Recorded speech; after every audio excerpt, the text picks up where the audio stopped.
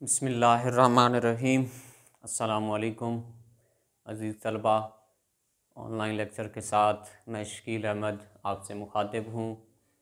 अज़ीज़ तलबा, हम पढ़ रहे थे साले दोम के आखिरी सबक अयूब अब्बासी को, जो कि शख्सी खाका है रशीद अहमद सिद्दीकी का लिखा हुआ। तारुफ मुख्तसरन हो चुका है इस बात पे।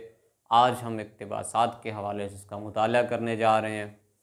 सबसे पहले सफ़े पे जो सबसे पहले बात हुई, तुम्हारी नेकियां ज़िंदा, तुम्हारी खूबियां बाकी। अज़ीज़ तलबा, इंसान की मिसाल यही है कि इंसान ख़ुद तो मिट्टी में जा सोता है, अगर कुछ ज़िंदा रहता है तो उसके औसाफ होते हैं, उसके वस्फ़ होते हैं, उसकी अच्छी बातें होती हैं, अच्छी यादें होती हैं।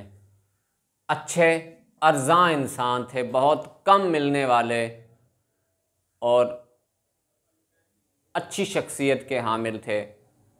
आपसे किसी को कभी कोई तकलीफ़ नहीं पहुंची, बल्कि आप राहत पहुंचाने वाले थे, लोगों के काम में उनकी मदद करने वाले, और फितरत की नेमतों की मानंद आप इंसान थे। जैसे अल्लाह की तरफ से आपको कोई नेमत दी जाए और वो दे के फिर लेता नहीं है, मांगता नहीं है आपसे, तो आप भी ऐसी ही शख्सियत थे। जिसके साथ दोस्ती हुई उसके साथ अच्छे से अच्छा सलूक किया, करने की कोशिश की।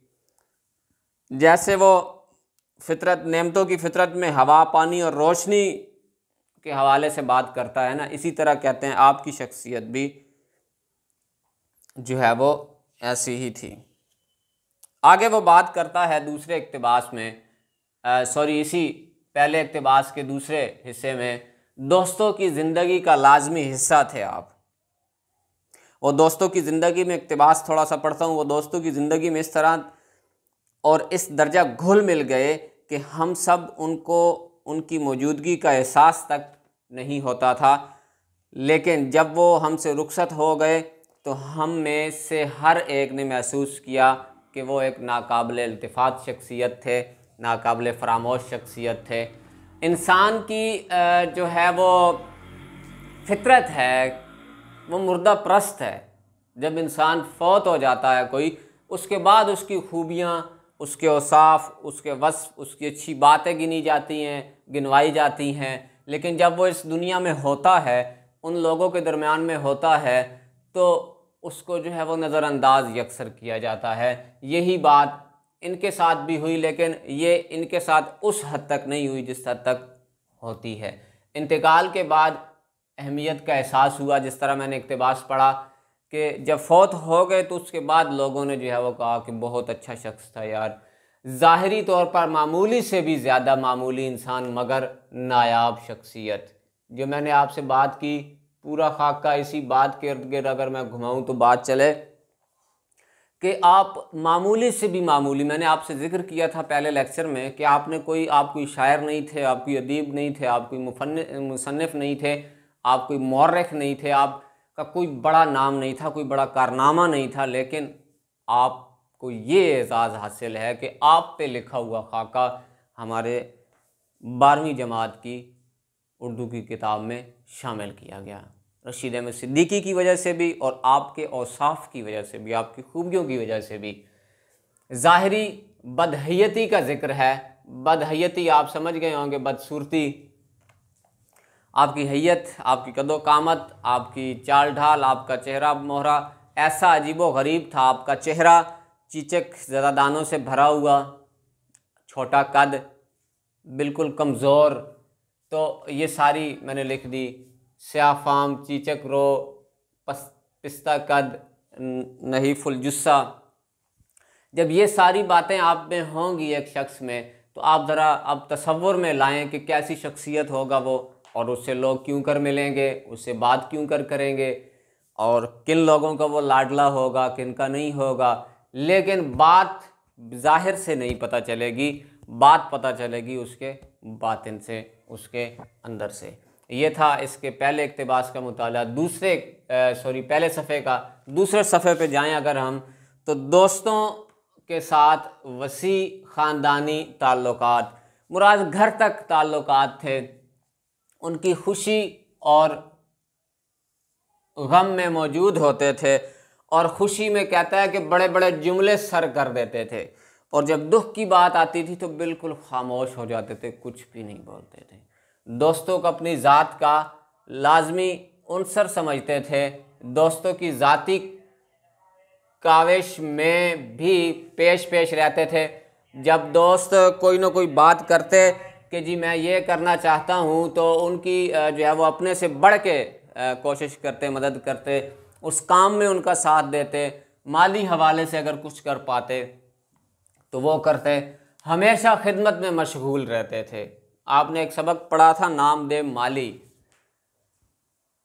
नहम के कोर्स में, बिल्कुल नहम के ऐसी ही शख्सियत थे, ऐसे अपने काम में मशगूल रहते थे। और पीछे हमने एक चीज़ पढ़ी थी कि अपनी ज़िंदगी हकूक़ुल इबाद के लिए वक्फ़ कर रखी थी, लोगों की खिदमत के लिए अपने आप को वक्फ़ कर रखा था।